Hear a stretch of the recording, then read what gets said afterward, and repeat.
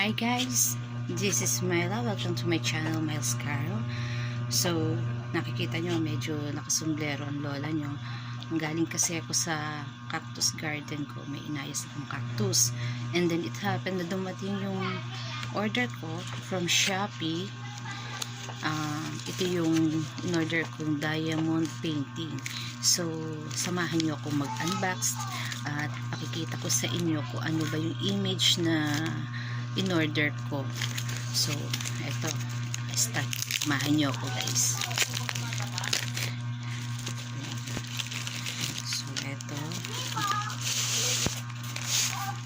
guys. Ang image na in-order ko actually is Holy Family.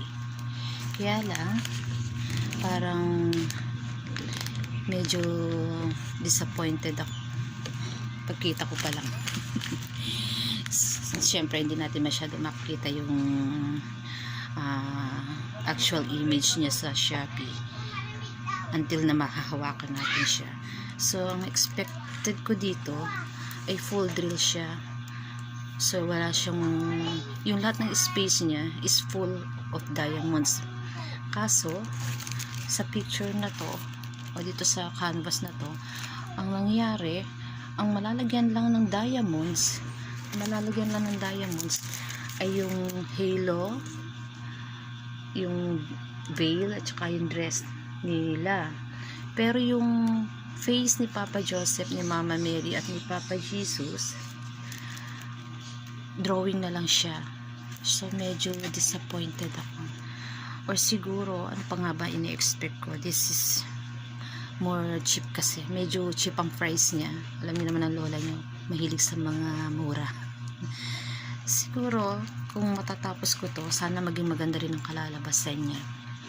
Oh, itong pinaka-canvas niya, na andyan na yung mga code niya. At dito sa gilid na to, dito niyo makikita yung number ng diamonds at yung code kung anong kulay ng diamonds sa ilalagay natin dito. So, dito, isang set siya, including the diamonds. Ito yung diamonds niya.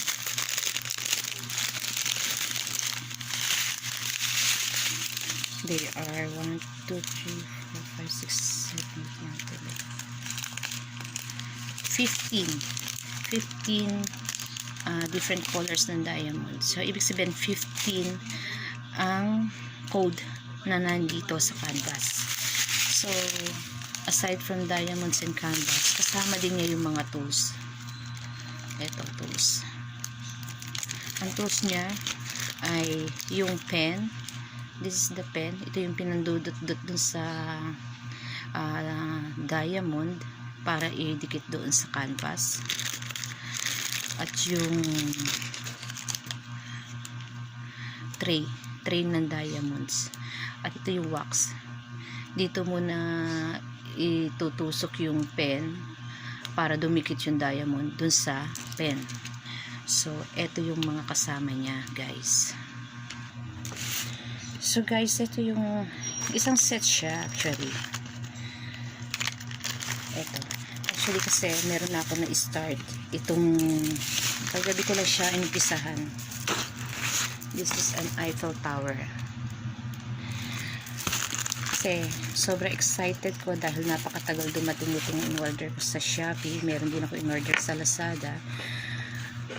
It happened na yung tita ko ay tatlo ang kanyang na-order na, nagkamali siya ng order, tatlo na order niya Eiffel Tower. So I asked her na baka pwedeng bilhin ko na lang yung isa. So ayun naman, ginrant naman niya yung ano ko sa kanya. Kaya ito, binili ko sa kanya to. Inumpisahan ko siya kagabi. Ayan na, naging part siya ng pampaantok ko. Pagkatapos kong manahe, magre-rest ako. Ito ginawa ko, inabot ako ng 12 o'clock dito sa dahil nakakalibang siya. Medyo parang stress reliever na rin siya. So, ang kasama din niya, ito mga kasama niyang diamonds.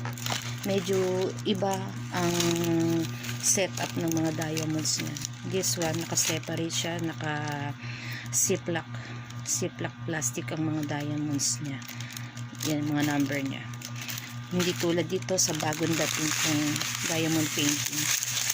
Ito, kailangan ilipat ko rin siya sa mga ziploc plastic. Dahil pag inopen mo na siya, may tendency sumabog o matapon yung diamonds. Sa sobrang liliit nila, baka mahirapan o magkulang ang diamonds nyo in the future. Pag nag-umpisan tayo dito sa canvas ko. So guys, sinare ko lang to sa inyo dahil if ever na mag-try kayo ng diamond painting, talaga nakakalibang siya.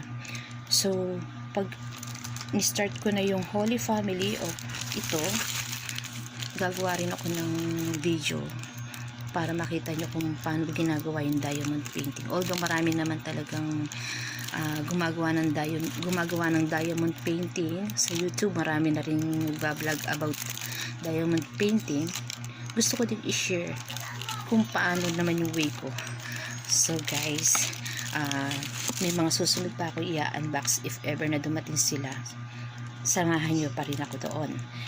So sa ngayon, ito lang muna guys. Maraming salamat.